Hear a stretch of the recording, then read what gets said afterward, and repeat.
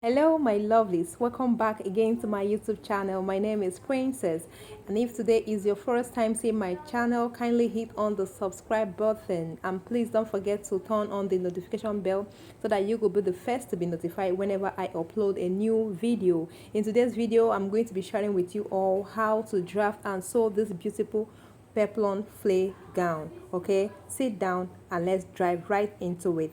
Thank you so much. And here, soulmates, to make this beautiful flay ball dress, you have to start by cutting out your pattern paper.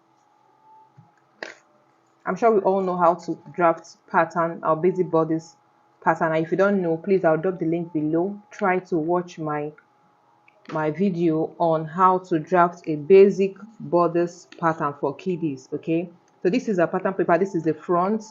Okay, and this is the yoke part. I've cut it out, and this is the back pattern. It's going to have a zip, and this is the yoke for the back. So I went ahead to cut the fabric for the front and this one for the back. I've also ironed my interfacing on my fabric. I always do that a lot. That helps us to stabilize the fabric. This is my lining and I've ironed interfacing on it. Going forward, I've also cut out the yoke.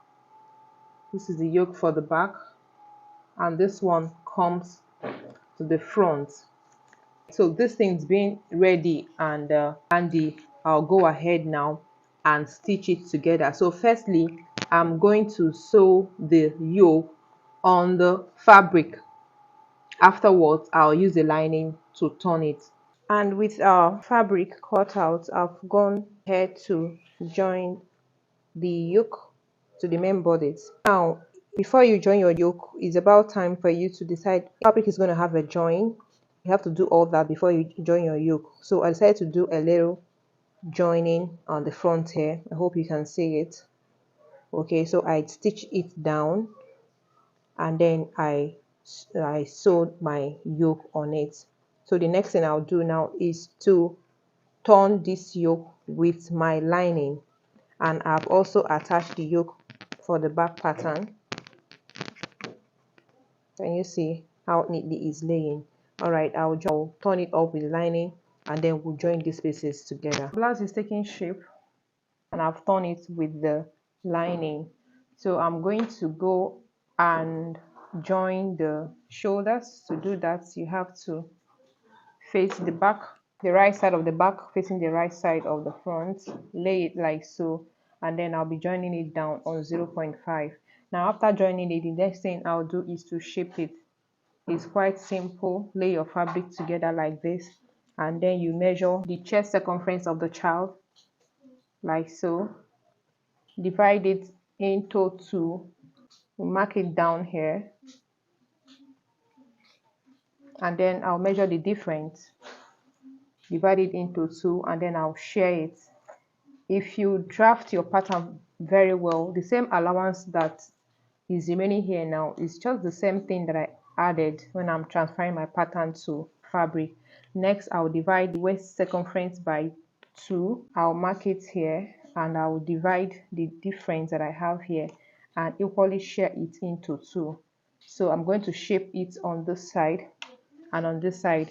And you may want to ask, how do I shape my dress?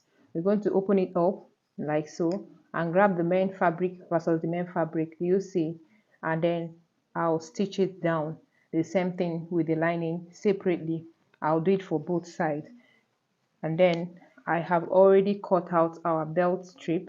I'll quickly attach it now and then we'll continue. And here, soulmates, our top is ready. See how beautiful and flat is laying. Look here, this is the inside part of it. I've like I told you, I've joined it. Let me show you what it looks like inside.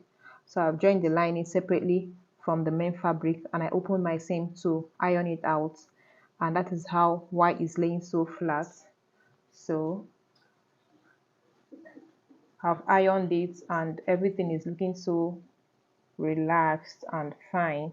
And the zip area too, I've ironed it so it will be easy for me to attach the zipper. Okay, look at the front, see how beautiful it is, and the belt. So the next thing is for us to attach it to the lower part of this dress.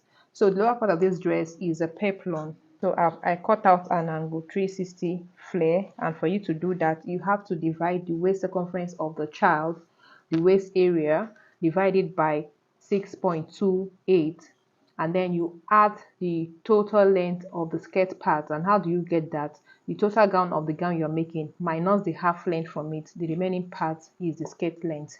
So that is what I have done here. So I've cut out the flare. I'm going to attach it now to the upper part. So I'll begin by getting the midpoint, the front part, determine the midpoint, and put a notch there, or you can mark it like I'm doing. Afterwards, you do the same thing for the skirt part to determine the midpoint of your skirt. And the next thing is for us to attach it. This is the midpoint of my skirt. This is the midpoint of the blouse, just the main fabric, not the lining part. So I'm going to face them together like so, and I'm going to pin it down.